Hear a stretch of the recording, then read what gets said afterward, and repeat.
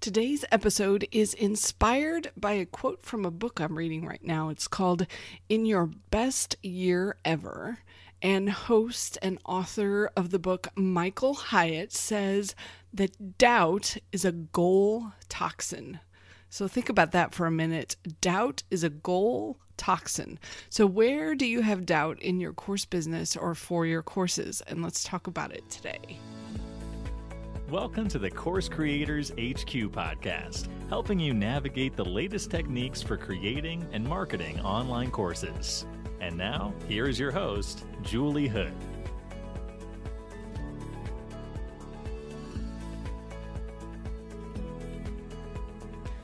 I'm so glad you're here for episode 17, 7 Essentials for a Course That Works. And today I want to talk about a few of the problems that I've seen with courses that I've been taking and to make sure that you avoid them. Because with just a little bit of preparation, you can make sure that your course works for your students, gets them to the promised result when they finish your course. And implementing these tactics will also help you remove any doubt that might be floating around in your mind, either about your course or your course business. Okay, so the 7 essentials for a course that works. The first one I want to talk about is that as the instructor, you need to know what it is that your students don't know. And so spending some time thinking about what they don't know yet, because they're new, because of the stage they're in, because of where they're at. What is it that they don't know?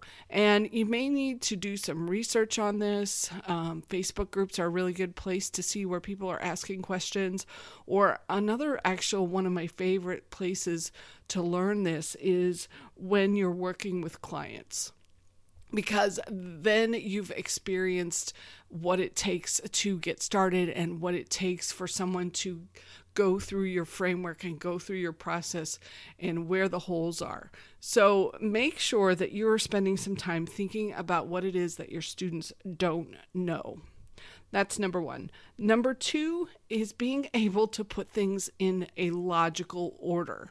So I was taking a course last week, and I was watching the very first video in the course, and the instructor said, so this week we've been doing all of this different work to help you learn how to do this. We did this, and we did this. And I was watching and I was so confused because this was the very first video of her course. And obviously she must have recorded it maybe as part of a challenge or as part of some other training that she was doing. And she put it as the first video in the course. But as a student, I just left feeling so confused.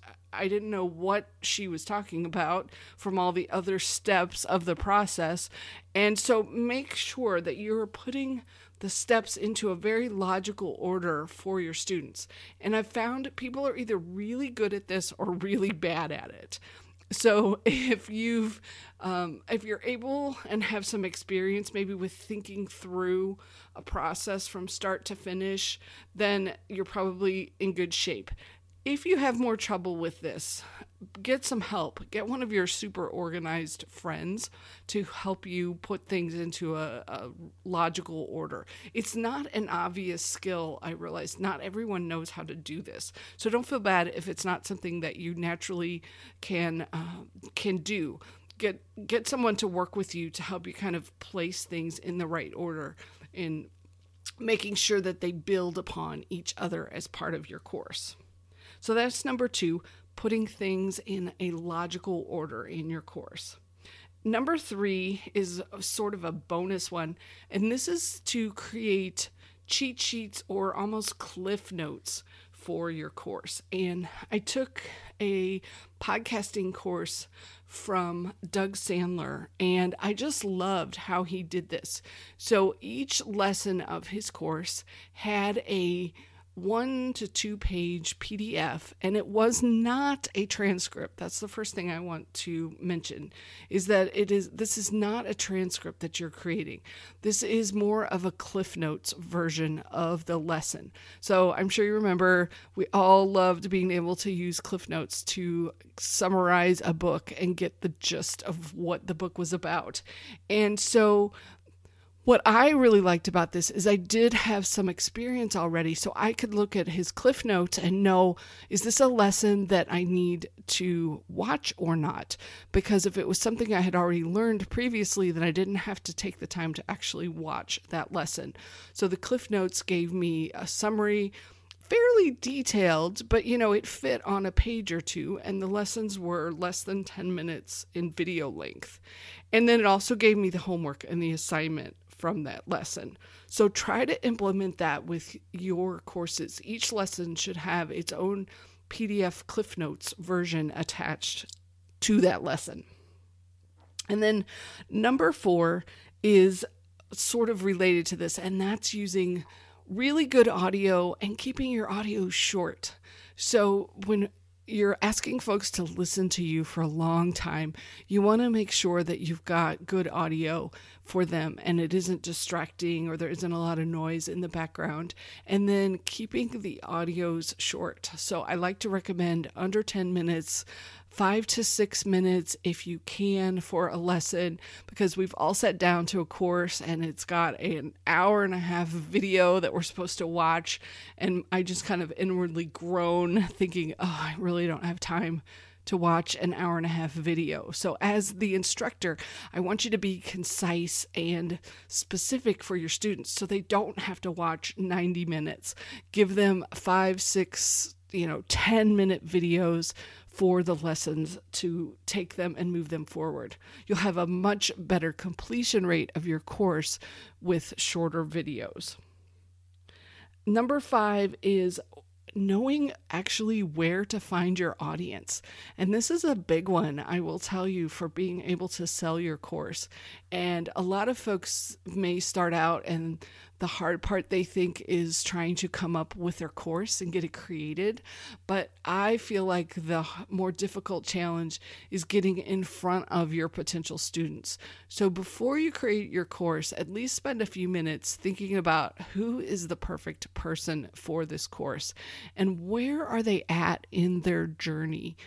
Spend some time thinking about the path that your students are taking and what is going to be the trigger or the pain point that's going to jump out at them, the thing that's going to make them say, oh, wait, I need to go get some help with this. I need to go find an answer, so that they are ready to jump into your course. What is that problem?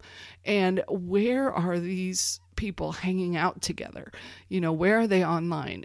Are there Facebook groups? Are there podcast episodes that you could possibly be a guest on a podcast? Or you could offer to do a Facebook Live in the Facebook group with the host where they could possibly get commissions if people sign up for your course. All of those kinds of techniques of trying to find your students are really, really important on the back end of having success with your course. So number 5 is knowing where to find your audience. And then number 6 is providing a really specific transformation. And I will tell you, this is really hard, especially depending on your topic. Some topics are easier than others. My 24-hour course creator program is very specific. You spend an hour a day for 24 days, or you spend 24 hours, and by the end, you'll have your course finished. That's a very specific transformation or result that I'm providing for my students. But other folks who are just getting started are still trying to figure out what it is they're teaching and what it is they're training, and figuring out the result that your students are going to have at the end is vital. It's essential, not only for you to create a really good course, but it's important for your marketing. So get some help with this if you need to. It's not always obvious when we're down in the weeds with our topic.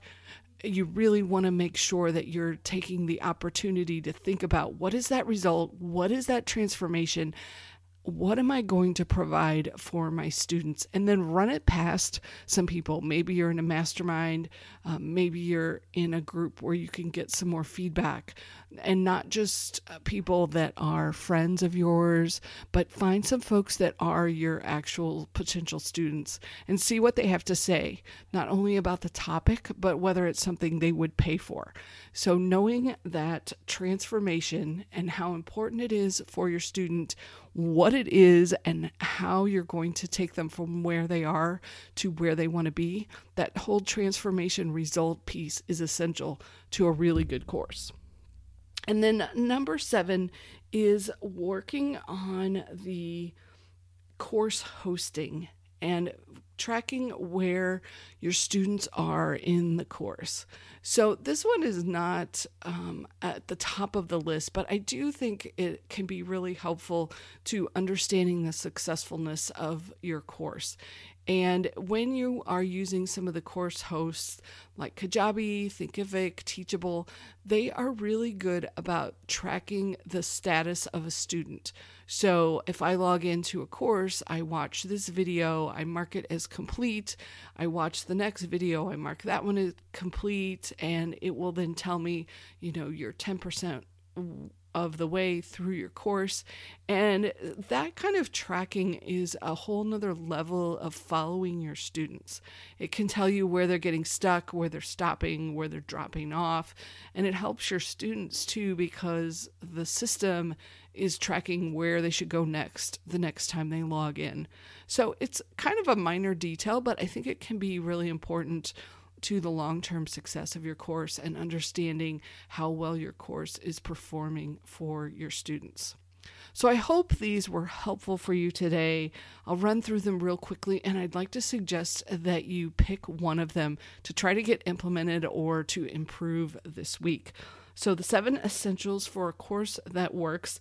Number 1 is knowing what it is that your students don't know and understanding what they want to learn from you. Number 2 is to put things in a logical order, making sure the sequence of the steps that you're sharing with them makes sense. Number 3 is creating cliff notes or cheat sheets that describe what a lesson is about and give a summary of the homework for your students. Number 4 is to make sure your audio is really, really good and easy to listen to, and that you're keeping the lessons short, 5 to 6 to 10 minute long lessons. Number 5 is knowing where to find your audience. And that's a pretty big one, but start thinking about that one right off the bat. Number 6 is having a very specific transformation and result that you're giving to your students so that they know at the end of their time in your course, they know exactly what the result is of what they will get. And then number 7 is using your course hosting to help you track how well your students are completing your course and whether they're finishing the lessons or not. So I hope this was helpful for you today. I also want to provide you a quick win for listening to the end of the podcast. I have a $37 training called Is My Course Idea Any Good? To help you decide whether or not your idea is any good. It's a quick way to evaluate your concept, and I wanted to give it away to you for free. Just go to coursecreatorshq.com/idea. That's coursecreatorshq.com/idea, and you can opt in to get a hold of that training. And then I have one last request as we jump into the end of the year. A lot of times people will start posting their top lists of and asking questions about what are your top podcasts? And I'd really, really appreciate it if in any of the Facebook groups that you are in, if you could possibly mention the Course Creators HQ podcast and what you get from it. I generally, you can't promote yourself usually in a lot of the Facebook groups. So anytime you could do that, I would be incredibly grateful. Make sure you send me a message at juliehood@coursecreatorshq.com when you do that so I can follow up with you and thank you. So I appreciate you so much. Thank you for listening. Thank you for subscribing. Have a fantastic week, and I can't wait to connect with you next week when we are going to talk about how to create an email list that lets you send them offers and what the things that you need to do right off the bat so that they will be open to hearing from you and clicking your offers and clicking to hear about your courses. So join me next week for that episode. Thanks so much for listening and have a fantastic week.